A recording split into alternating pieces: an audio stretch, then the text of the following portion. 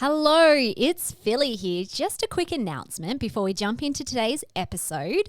Natural Medicine Week, hosted by Australian Traditional Medicine Society, is coming up on the 22nd to the 28th of May. I'm a proud ambassador for Natural Medicine Week, which showcases all the many ways natural medicine can restore the body and mind with live online events run by qualified practitioners across Australia. You can check out the link in the show notes to find your way to Natural Medicine Week. As part of the event, I'll be holding a special free root cause of emotional eating masterclass, which you can sign up for via the Natural Medicine Week website.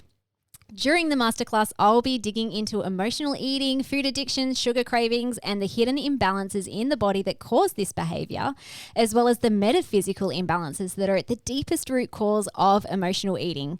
Hope you can make it. Okay, on to today's episode.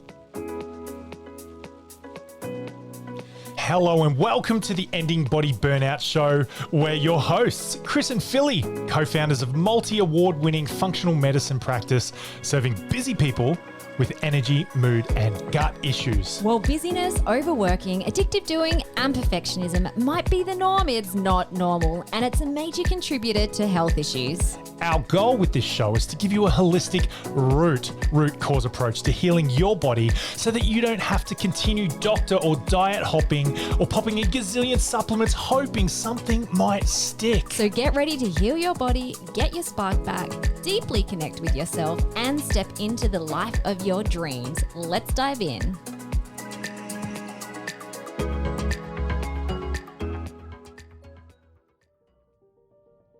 G'day guys, thanks for tuning in. I am Chris Billette and I'm here with Philly. Hello, we are so excited to share our first Connect the Dots episode with you all.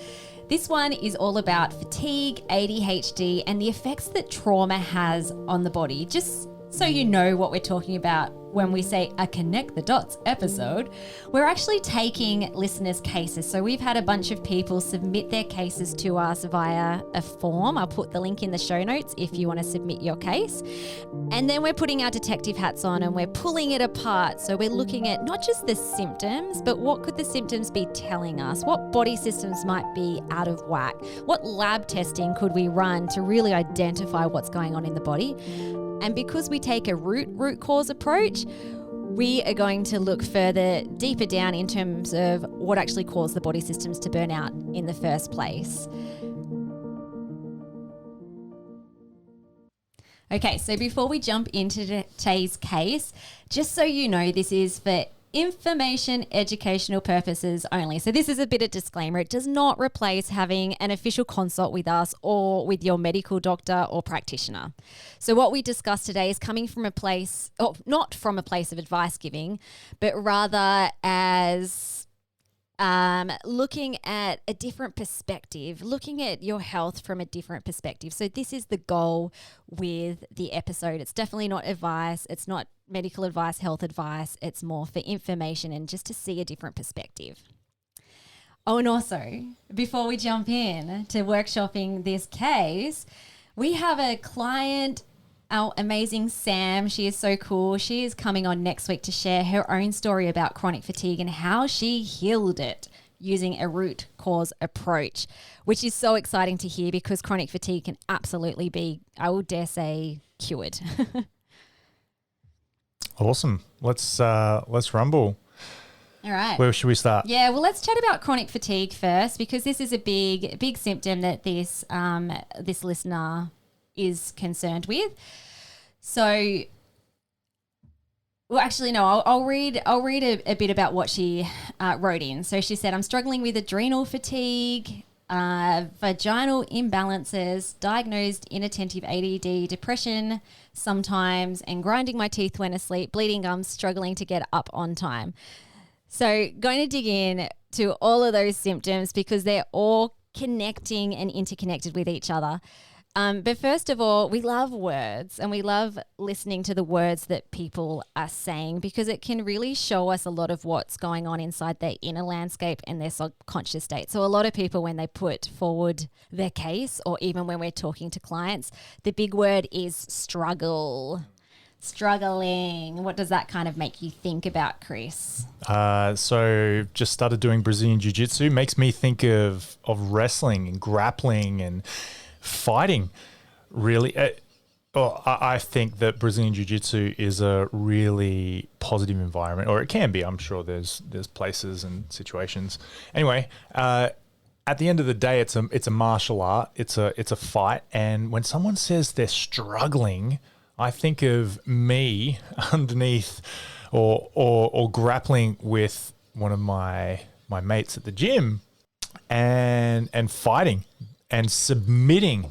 And there's a person who is a winner and a loser. And so when someone is struggling and they use the language of struggling, they're ready to be submitted and they're ready to tap out.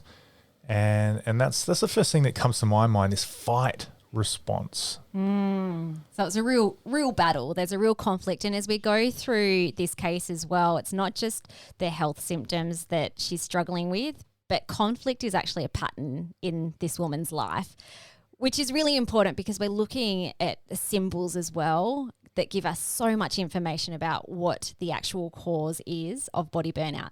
So I wanted to give you a medical definition of chronic fatigue. This is from the Centre of Control Disease. I don't think I said that right. It's a government website. Amazing. That is. You should go on their ad. It's like, hi, we're from the Centre of something and Control Disease. Okay, anyway, I'll put it in the show notes. We're legit exactly and what stuff. It's called.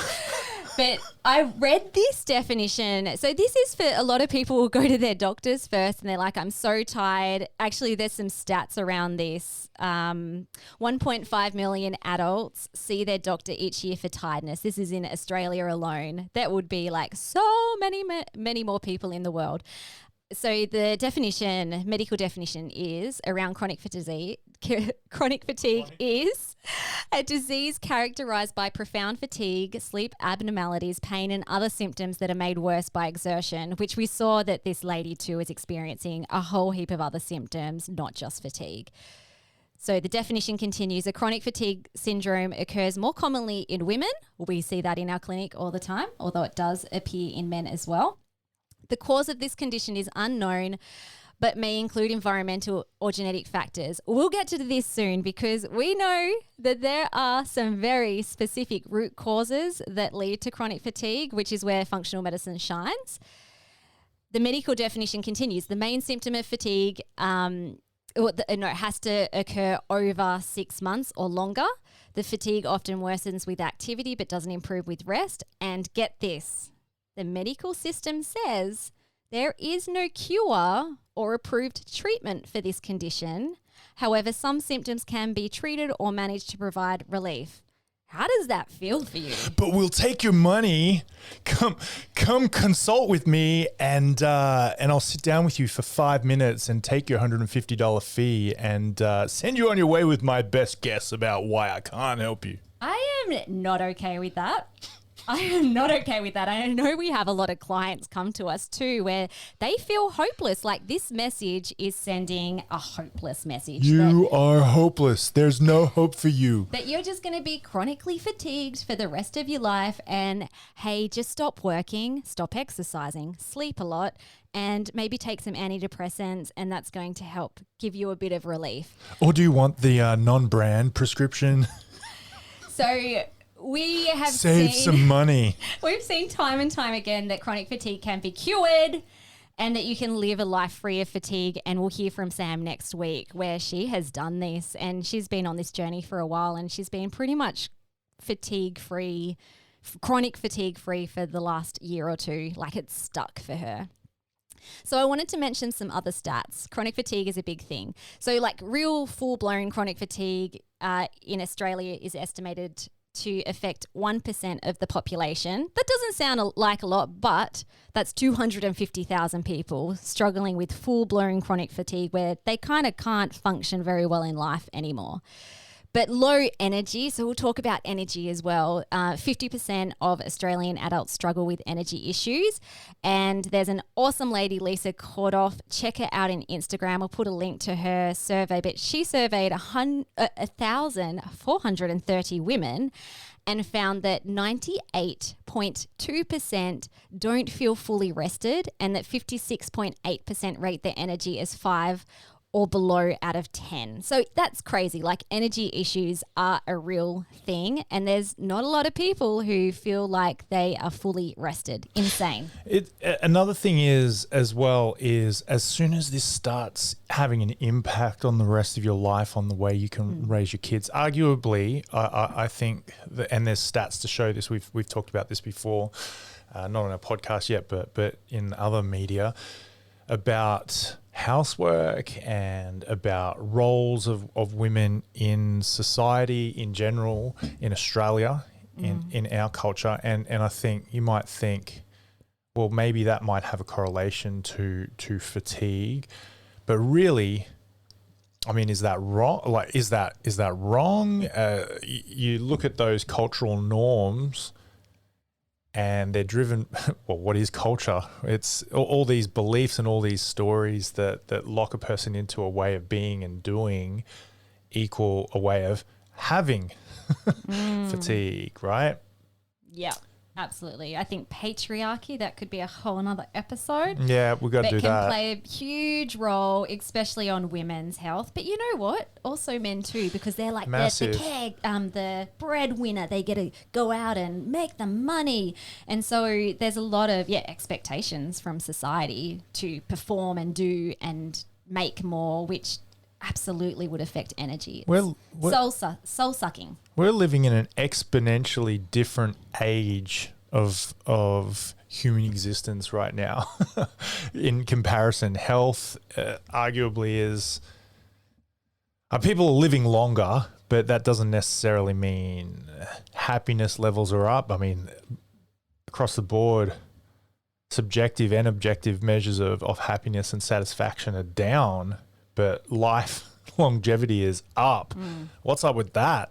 That'd be interesting to explore in the future. Let's get back to... Okay. All right. So let's talk about Antoinette's combo of symptoms and really breaking these down, because when someone presents, like in our clinic, with a big symptom or a condition, I want to know all the other little bits and pieces that go along with that, because they provide clues in terms of where to look next. So she listed alongside fatigue, vaginal imbalances, ADHD, depression, bleeding gums, grinding teeth at night, struggling to get up in the morning, and chemical sensitivities.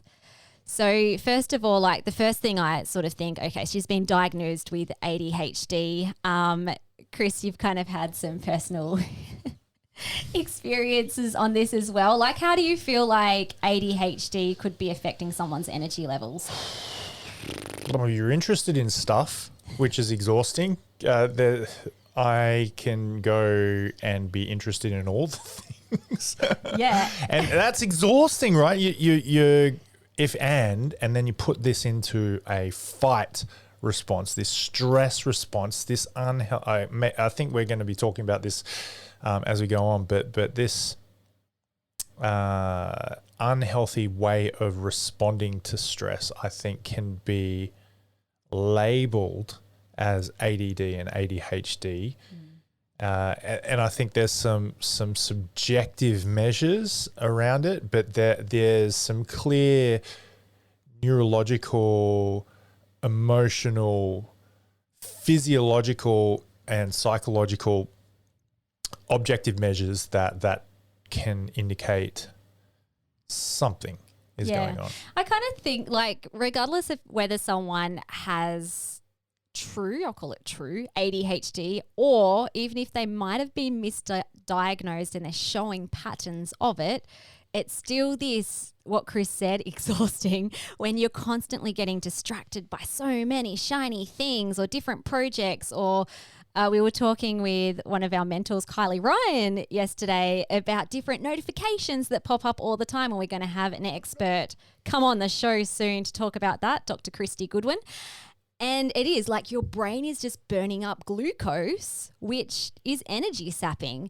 So when someone has these neurodivergent patterns and they're also experiencing chronic fatigue or just low energy in general, I'll start thinking about some specific lab testing. So I definitely want to check out the neurotransmitters. So what are your dopamine and adrenaline levels looking like? Because they are very much part of on the go all the time. Dopamine hits, which is all part of getting distracted. And then also thinking about other body systems that could exacerbate this feeling of your brain not being able to switch off. So things like adrenal stress hormones, which is all about your stress response. And this could, again, not necessarily cause ADHD, but it could definitely be magnifying a dysfunctional pattern of ADHD. Also, the grinding of teeth. So Antoinette mentioned she also grinds her teeth at night, which is a subconscious, like when you're asleep, you're subconsciously doing these things. And so I'd definitely be thinking about some sort of stress response, and that's connected to potentially depression as well. Can I just jump in? Yeah. I think I'll just say this. This is going to weave all through this. There's a fight response going on. Battle. Yeah, the there's struggle. the battle, the struggle. I'm wrestling with this. That are my words. And so I think, grinding teeth, it's a stress response. And so you can't have a symptom unless there's some sort of underlying signal or situation going on in the body systems, right? But why do you have that in the first place? And then it's interesting as we get through this case study, we'll notice, we'll bring up some lab reports and stuff like that. But yeah, just note, it's that the way you do anything, here's a Hermetic principle, the way you do anything is the way you do everything. Blanket statement, but it's interesting for personal development. This is, I'm struggling here. Okay, where else do you struggle? Let's find that out. I grind my teeth. Ooh, that's interesting. That sounds like a struggle going on when you're not even awake. When else are you not aware that you're struggling with something? Yeah. Really interesting. Yeah, I love all that. Just going back to the ADHD, and then we'll move on to other areas. When this listener submitted her case, she said, I tried ADD meds, but they made me feel more anxious. I didn't feel good on them, and I wasn't sleeping right.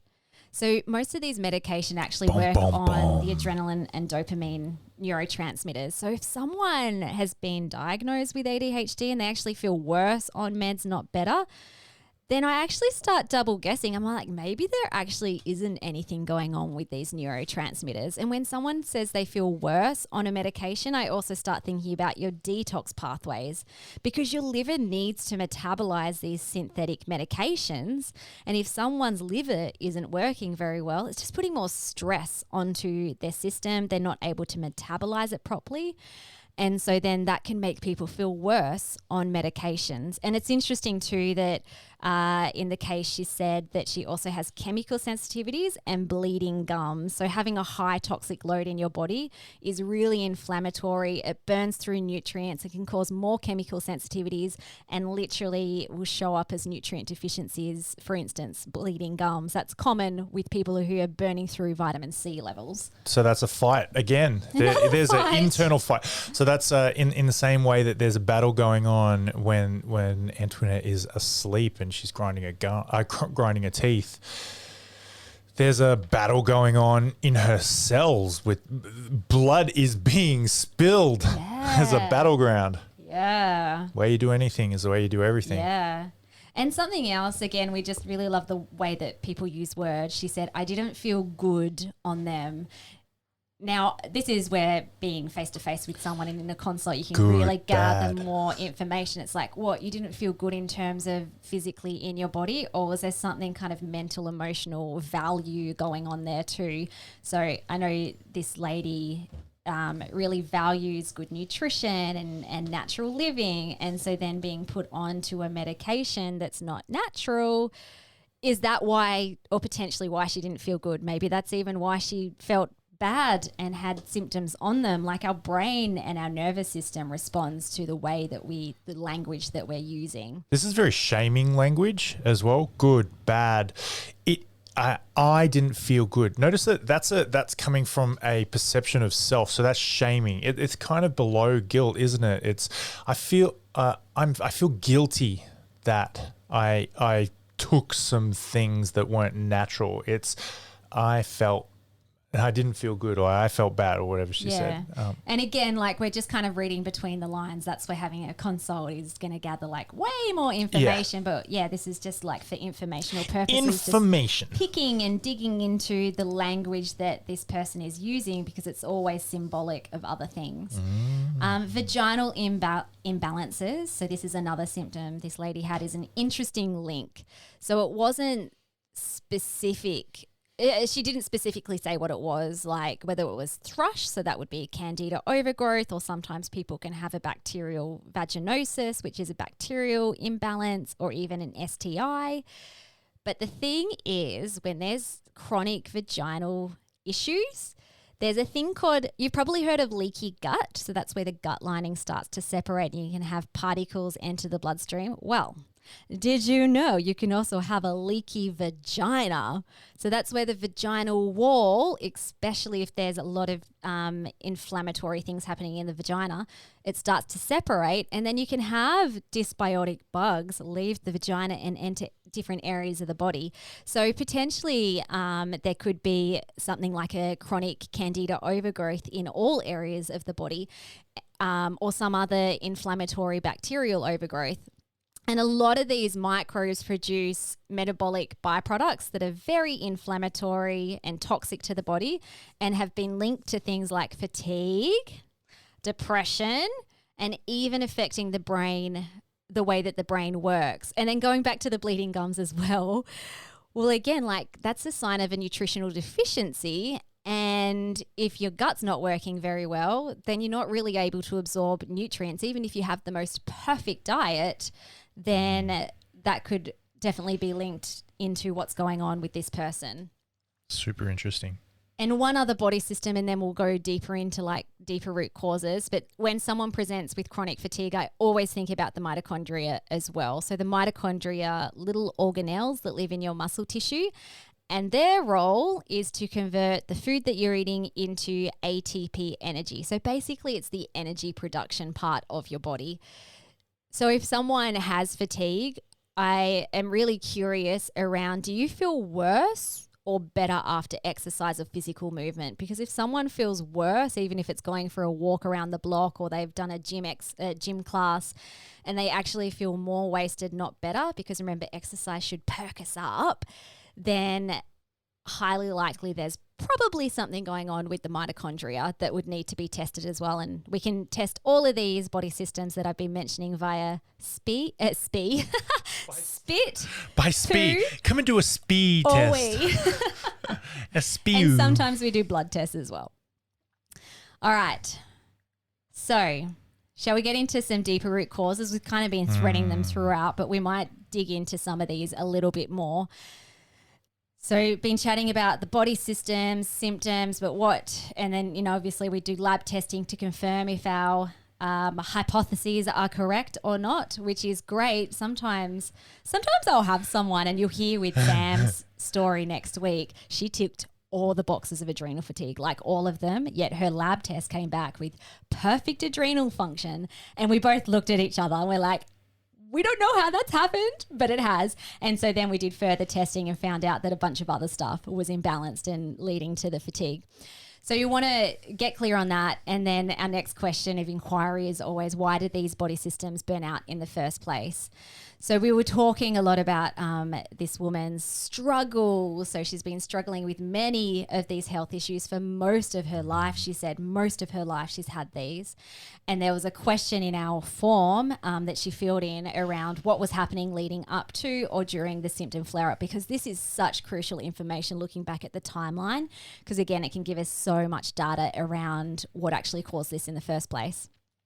So she listed off a few things. So she said she had trauma events, domestic violence in a relationship, that's huge, homeschooling, caring for others also on the spectrum, and helping children heal from the traumatic events and never giving up on them.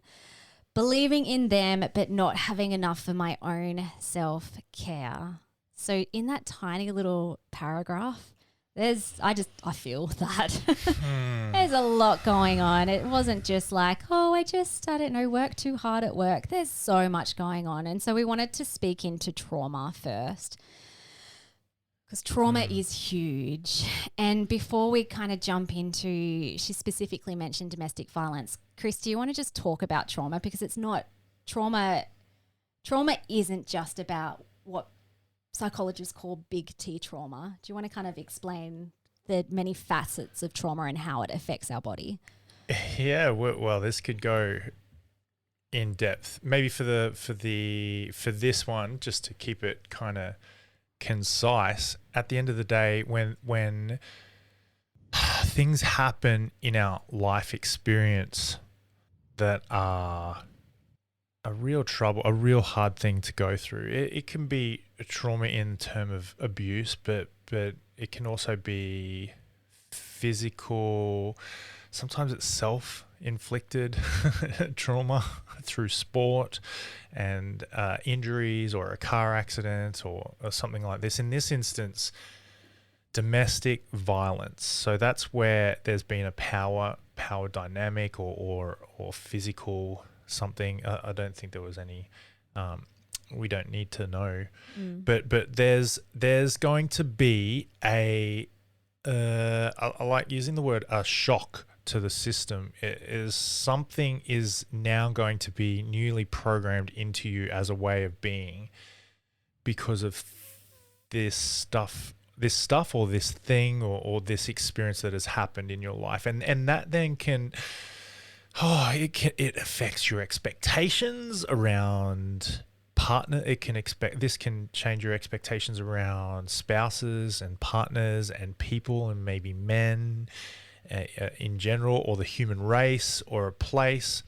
And then our expectations, I say our because now I'm referring to humanity. So when we go through these experiences that are traumatic, it can put us in a place of self-fulfilling prophecies, and we can why is this happening to me again? And we start to find ourselves in situations like this. I'm not saying that that's what is happening or what has happened, but sometimes we can find that this just turns into an avalanche that emotions, thoughts, experiences just keeps happening or does happen. And a lot of the times this is actually a metaphor that, again, I mentioned Kylie Ryan. She's awesome, my mind coach.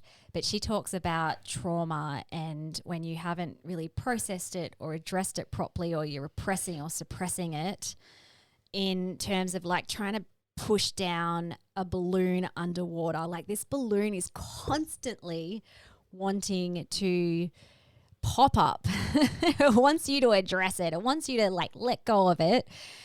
But something inside of you is constantly trying to push that down, and that is exhausting. Like even from a physical point of view, that is using up a lot of energy to always trying to keep this balloon under the surface. Suppress it. And so when I think about like a lot of people with chronic fatigue have some sort of trauma, and again, trauma can be big stuff like rape, physical, sexual, emotional abuse, violence, but it can also be little things. Like for me, my trauma, which I didn't realize was causing a lot of issues, was getting up in front of 100 people and forgetting my little talk that I was going to say. That was deep humiliation. Little, and like it was little T trauma, but it was still producing the same I don't think it's feelings. little T. I think that's big T. Well, yeah, and I hadn't processed it because as a kid I didn't even know how to do that or that it was a thing, but it was causing these physiological responses in my body of not feeling safe, of feeling like I was constantly being exposed. And so regardless of what type of trauma or negative emotional events that you haven't yet processed, it produces it literally produces unsafety in the body. Your body constantly feels unsafe. It's constantly triggering cortisol, your fight flight hormone, that struggle, that battle. It's also producing neurotransmitters like adrenaline because you need to run away from stuff. And over time, these chemicals and hormones break down your gut and your sex hormones and your detox pathways. And there's even studies around, like, so much research coming out about this. So there's a thing called the limbic system trauma loop. So that's a part of the brain which detects threats. And if you haven't addressed trauma, whether it's little or big or whatever the spectrum is, your brain goes into this, I'm constantly unsafe, I constantly need to run or hide. And that develops into chronic symptoms. Like, it literally, in some point, these unprocessed feelings and emotions and memories will surface dysfunctionally through your body, through symptoms. And it does that in a beautiful way because it's trying to protect you and heal you, but in an unresourceful way. But these symptoms are also trying to grab our attention. Like, it's giving us pain so that we can actually respond to that and do something about it, so that we can actually realign our whole self and heal our whole self in deep levels. I think our body does have a language. Our body does have... we use vibration and words, and our language, the way I'm speaking to you right now, is air passed through my mouth and lungs and vibration and my vocal cords, all that sort of stuff. And it conveys meaning, right? And our body also communicates with our conscious awareness. This is not fluff, but think about it. There's a meaning in what we do. And I think about the stress that Antoinette would have felt and the traumatic experiences around her domestic violence and abuse. And I think about my attention goes to vaginal issues. And as a fight flight response, what did we notice in the symptomology? There was a vaginal... chronic vaginal issues. Yeah, leaking, escaping, flight response. If there was, this is the thing, if there was some sort of maybe sexual abuse as well, a lot of women will develop reproductive issues. Yeah. I've seen that time and time again. Again, it's like symbols. It's like, where is the pain? Yeah. What hasn't been healed, and the body shows up. There's a great book called The Body Keeps the Score by Bessel van der Kolk. I'll pop his link down below, but I wanted to read something that goes along with everything we just said. So he talks about trauma and the effect it has on the body. So he said, as long as you keep secrets and suppress information, you are fundamentally at war with yourself. There's the struggle again. The critical issue is allowing yourself to know what you know. That takes an enormous amount of courage. And once you start approaching your body and your symptoms with curiosity rather than fear, everything shifts. And this is a huge part of what we do in the Ending Body Burnout method.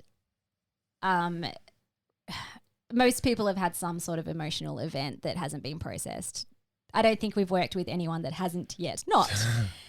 And so really getting to the root, this is what we're calling the root cause. We're going beyond just looking at behavior and diet and environmental toxins, although we look at all that as well. But it's like, what is this? What's the stuff that's hidden that's causing you to think, feel, behave, and literally have the health that you currently have now? And that's where you can end your body burnout. Yeah. I'm getting emotional because I so wholeheartedly believe in this, that this is the way of the future for healthcare. Can I just talk about the balloon? I think about it more like a basketball, something hard. I was at my sister-in-law and brother-in-law's pool they've got, and I was pushing a basketball, a hard ball underneath the surface, and I got distracted, and it flew up and it hit me in the chin, and dong. And that hurt a lot.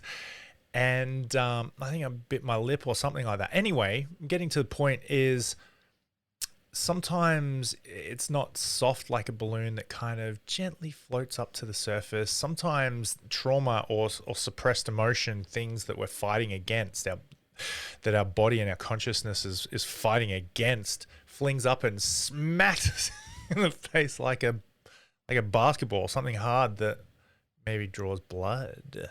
And that, I tell you what, that caused a fight flight response in me.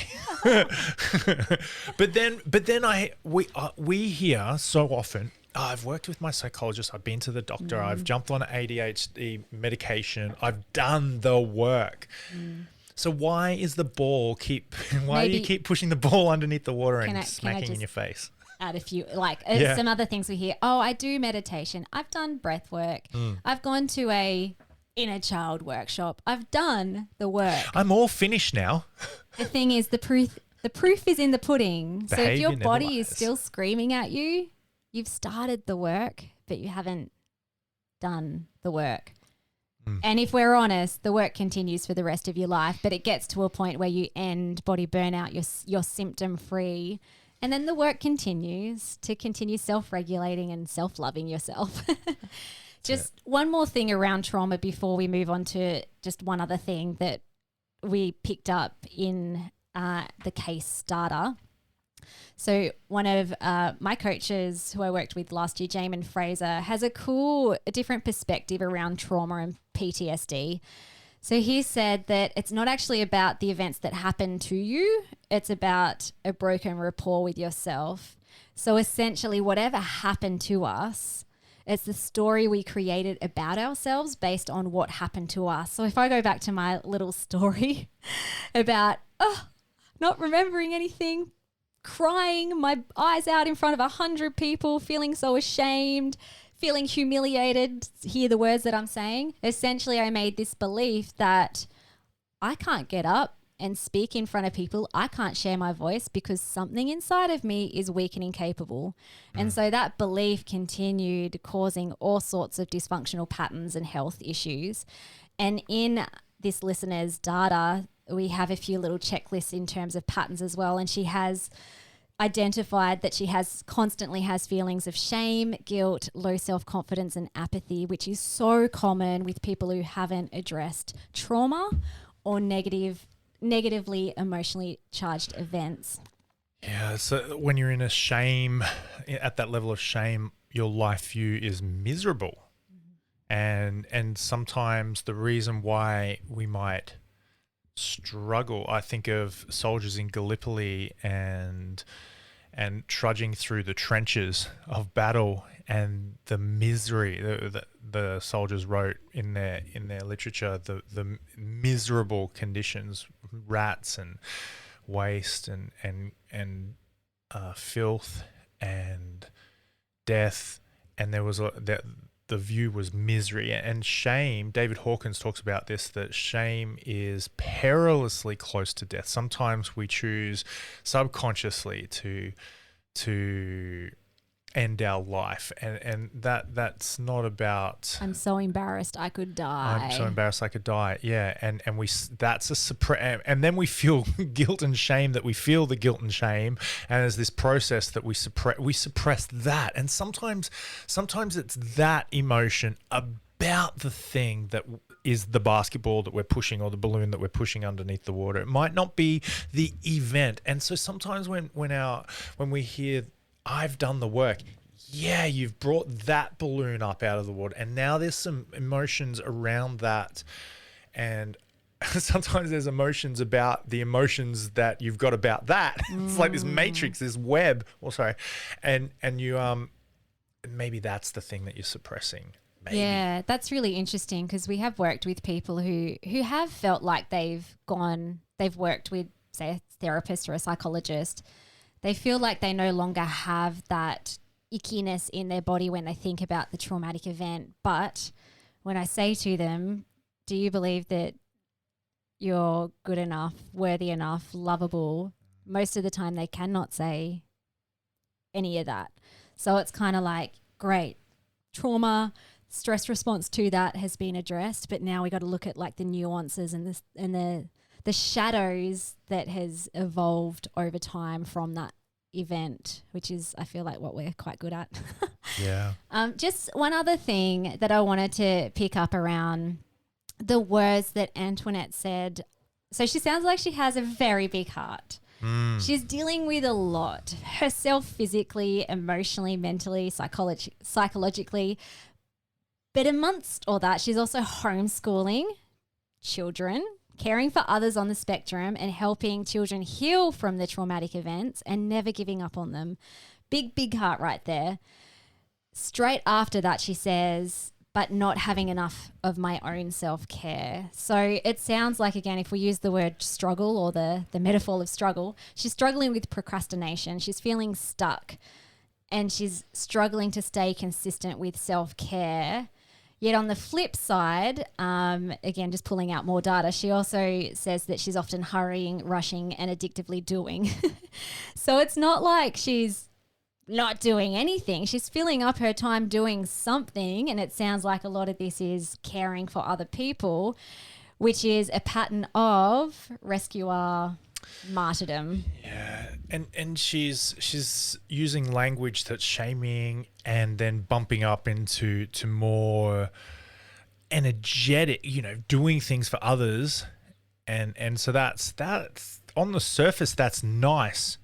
And sometimes we find that this doingness is a flight response. It's what, when you really dig into it, why are you doing that? Why? What does that give you? How does that help you? What's the purpose of that? And we get our little emotion shovels out and we start digging in. And we start to find feelings of vindictiveness or shame or guilt or not self-love. And so the most you could possibly hope for out of that is action.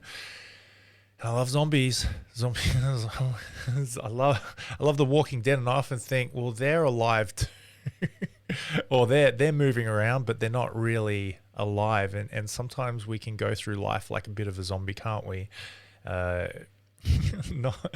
Not dead, but not really alive. And it is a common trauma response where you're running, doing, and doing a lot of stuff for other people, because essentially that feels safe. Like you're deflecting that deeper healing, which may feel scary, may feel painful initially.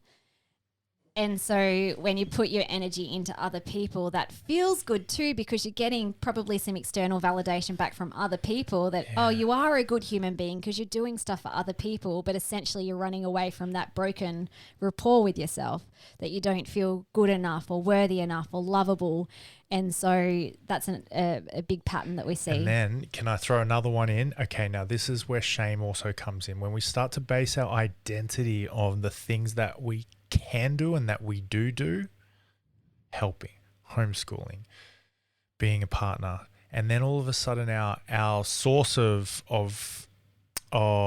security around ourselves and this certainty around ourselves, when we can't do the things that we based our whole sense of self on, when that ability to do goes away and fades or is taken from us, we can have a bit of a crisis, an existential crisis, a void of identity, and we drop right down into shame and guilt and apathy. Apathy is this despairing, hopeless state of being where I can't, I won't. This sort of language comes up, and then when we try, it's a struggle. And also too, that dropping down into apathy or running away. So this lady also had a pattern of trying the next thing but never really following through a whole process. It's like, maybe this is a bit of an ADHD pattern of like, oh, a new shiny thing. But this will rescue me from my hopeless state. Shiny thing. Help me. But then not following through a whole process. And sometimes too, at a deep, deep level, it's actually an act of protection and self-love because maybe it's not actually safe to be well. Maybe it's actually not safe to heal because deep down someone might believe that they cannot heal, that they don't have what it takes to be well, or if they get healthy and well, they're going to have to like show up in life in a different way, and that might also feel really scary. So I think we've covered like a lot of stuff. I think you can see too, hopefully this has given you a different perspective on chronic fatigue and ADHD and some of those other symptoms we've listed. And again, we take a very holistic approach. So we still look at the physical. We want to really look at what body systems are burnt out because then we can help reset, kill off something nasty in there, build it up. That physiologically helps you heal. But in order to truly end your body burnout, you've got to look deeper into why that happened in the first place and really look at all these hidden dysfunctions inside the body, the environment, the mind, and the subconscious state that's causing their health issues to show up in the first place. Yeah, you know what? I actually honed in a little language there from you. Ooh. You gotta. And you know sorry. what? No, don't feel shame or guilt. Chris always does this to me. Always. Sometimes. Hey, look, got to. No, you don't. You don't got to. You don't got to. Do you? That sounds very bogan too. You gotta do this. Just gotta. You don't have to. Yeah, but this, as we said at the start, you totally can. This is for, at the end of the day, this is a podcast. This is entertainment, but it's based on real stuff, real stories, real experiences. I feel like there's a CIS. All right. So if you enjoyed this episode and you'd like to see more, and maybe even if you'd like to see your own case reviewed, go to the show notes. There'll be an application form there. Send it through to us. It's anonymous as well. So don't feel like everyone's going to know everything. It's completely anonymous. Yeah, you get to choose if we use yours or a pseudonym. Yeah. And then also just a reminder for next week, tune into our client Sam. I have a chat with her about how she overcame chronic fatigue, brain fog, anxiety, gallstone attacks, and gut issues using our ending body burnout method. We're so excited for you to hear that story, and it would just help you provide evidence that you can get over all of this stuff. Thanks so much for joining.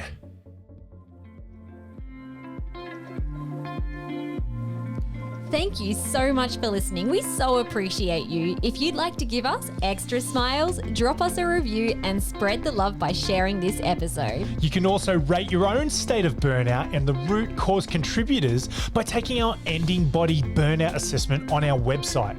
And if you're interested in learning about our group or one-on-one ending body burnout programs, shoot us a DM via Instagram or Facebook. Have the best day ever.